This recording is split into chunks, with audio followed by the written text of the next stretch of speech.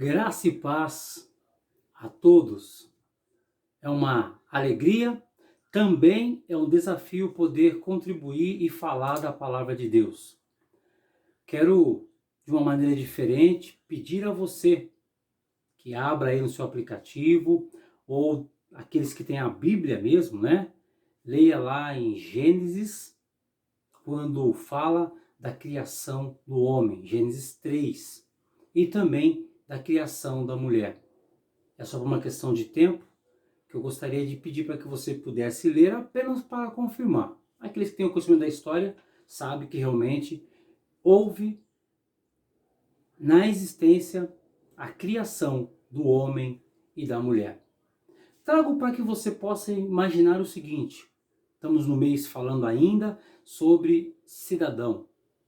Cidadão que Deus criou, cidadão que Deus formou, cidadão que Deus colocou para poder executar o seu papel como um bom cidadão. Nós estamos aqui abrindo espaço para dizer os tipos de cidadãos que hoje existem, né? Mas para falar de você, falar de mim, falar no nosso individual com relação ao nosso Criador, o Senhor e Salvador Jesus Cristo. Veja bem que o texto ele é claro. Após criar o homem, Deus criou ali um jardim maravilhoso. Fico até imaginando como se fosse um resort, como se fosse um zoológico, né? E ali Deus coloca o homem para que pudesse dar nome a cada animais. Para poder dar nome, creio que as plantas também. Ou seja, Deus colocou ali em 3 etapas para que Adão pudesse executar. Olha, você vai cuidar da terra. Você vai dominar a terra. Você vai manter. Você vai ter o poder sobre a terra ou aquele jardim ali na qual Deus colocou em suas mãos para cuidar. E aí o nosso Deus, vendo o que estava sozinho, né? Como diz o texto, não é bom estar só. Então vamos lá. Criou então a mulher. Tá? E juntos então puderam dar continuidade. Mas o que trago desse texto conhecido para os nossos dias de hoje? Que Deus também formou você homem, formou você também mulher, como cidadã, como cidadão, para poder executar, para poder dominar. Talvez o seu jardim hoje é a sua família. É um local que Deus demarcou para que você pudesse dominar e cuidar. Talvez aquilo que Deus colocou em suas mãos é o seu ministério, para que você pudesse dominar, para que você pudesse cuidar. E na mesma forma, naquela época, como nos dias de hoje, não é diferente. O Senhor Deus busca ter um relacionamento como havia, como tinha ali com Adão todas as tardes. Ele passeava e conversava, e nós também temos a liberdade de também conversar com o nosso Deus, talvez de forma diferente, né? Mas ainda assim não perdendo a essência, não perdendo a comunhão. Mas indo mais adiante, com a intromissão da serpente, induzida pelo diabo, ou o próprio diabo, nós então percebemos que houve o quê? Uma avalanche. Uma avalanche. Então perceberam que estavam nus. Pecaram. Erraram. Comeram aquilo que Deus disse: olha, daquela árvore ali vocês não comam. O restante tudo, fiquem à vontade. Mas devido a essa situação, Deus chegou à tarde como consciente que Deus é, como um Deus presente, um Deus que sabe todas as coisas. Ele já sabia do que Adão tinha feito, mas ainda assim perguntou: Adão, onde você está? E talvez hoje ele pergunta para você, Carlos Roberto, onde você está?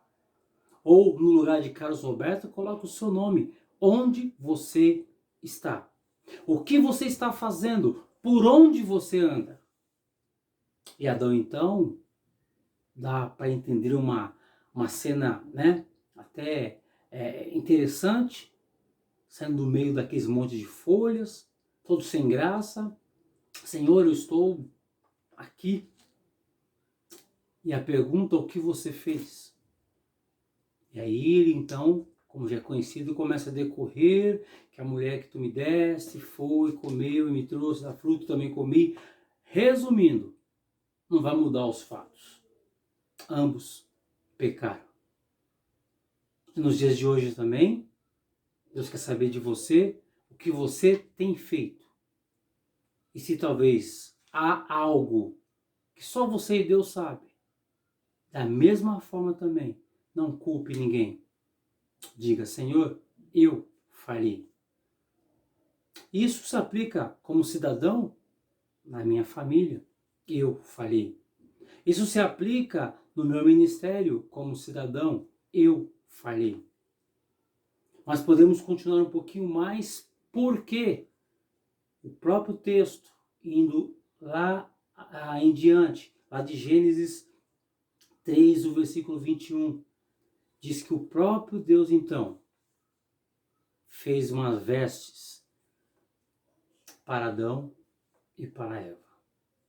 Percebam que já lemos esse texto várias vezes e talvez você não percebeu que para cobrir aquele pecado cometido ali por Adão e Eva, Deus precisou matar o inocente. Isso nas aulas de EBD, nós temos aprendido coisas assim magníficas. Detalhes que mostram que até antes de Jesus, o pecado ele era encoberto, porque se matava um animal perfeito, sem mancha, levava ali para um holocausto e ali então se fazia de uma maneira que cobrisse o pecado daquele que assim o cometia. E hoje Jesus é o Cordeiro. E para cobrir aquele pecado foi necessário matar um animal inocente. Um animal que não tinha nada a ver com aquele pecado. Mas para que pudesse ser feito vestimentas e cobrir aquele pecado ali cometido, Jesus também veio, nasceu, se fez homem e também inocente. Foi para a cruz do Calvário, por amor a você e por amor a mim, cidadãos de bens, mas que não merecíamos. E assim foi derramado um sangue inocente para a remissão do meu, dos nossos pecados. Como cidadão, nós podemos fazer muito mais do que aquilo que Deus coloca em nossas mãos. Percebam que ali houve não só o pecado, mas houve uma quebra de harmonia. Houve uma quebra de relacionamento. E como cidadãos, nos dias de hoje também, muitos de nós não temos mais o relacionamento, não temos mais a alegria de agradecer a Deus por esse relacionamento, por permanecer ligado na videira que é Jesus. Como nós ouvimos um dos pastores falar, inclusive, talvez a vergonha maior não foi ser expulso do paraíso. Talvez a vergonha maior como cidadão hoje, talvez, não é você deixar o seu poder de liderança. Talvez não é você deixar as coisas ir correndo a banho-maria, como se falam por aí. Talvez essa não é a maior gravidade. A maior gravidade, talvez, é você perder o relacionamento, a comunhão que pertence somente a você e ao Deus. Deus, ele então, tem trabalhado de formas e maneiras para que cada cidadão possa ter a consciência de que ele continua, ele deseja manter o relacionamento e a comunhão com aquele que ele criou. Não perca essa oportunidade. Ainda há tempo. Mesmo que fora do jardim, como aconteceu com Adão e Eva. E de lá, chegou até mim, chegou até você. Pecado no mundo, infelizmente, atrapalha e muito, porque não nos dá a oportunidade de ter esse cerco, de ter essa tranquilidade, de poder todas as tardes ouvir o barulho da cachoeira, os pássaros cantando, sem aquela necessidade de olhar para o relógio, sem necessidade de correr para cá, correr para lá. Hoje é totalmente diferente. Mas vale a pena pensar no grande sacrifício desse inocente, por amor a mim e por amor a você. Hebreus 9:22 diz que sem derramamento de sangue não há remissão, não há perdão. Ou seja, até Jesus, muitas coisas ficavam talvez até oculto. Foge. Hoje não. Hoje é necessário reconhecer que sou um pecador, que você é um pecador ou uma pecadora e que necessita abrir o seu coração, agradecer primeiramente a Deus por lhe dar uma nova oportunidade e assim você poder seguir, caminhar ligado na videira que é Jesus. Não permita que esse sacrifício tenha sido em vão. O meu apelo para você, cidadão, faça uma análise, não é uma cobrança. Eu não estou dizendo você fez. Não, essa mensagem é para que você possa ouvir, refletir e tirar algo para a sua vida. E poder perceber que realmente, talvez como cidadão, não dou o devido valor por aquilo que ele pôs em minhas mãos, de poder dominar, de ter o poder e de poder principalmente estar tendo um relacionamento com esse meu Deus. E Apocalipse fechando 16:15 diz que Deus vai voltar. Muito em breve o nosso Deus vai voltar. Pior, como eu falei, não é ter sido expulso, como foi o caso de Adão. Talvez o pior não é você perder o emprego. Talvez o pior não é a circunstância que você hoje atravessa.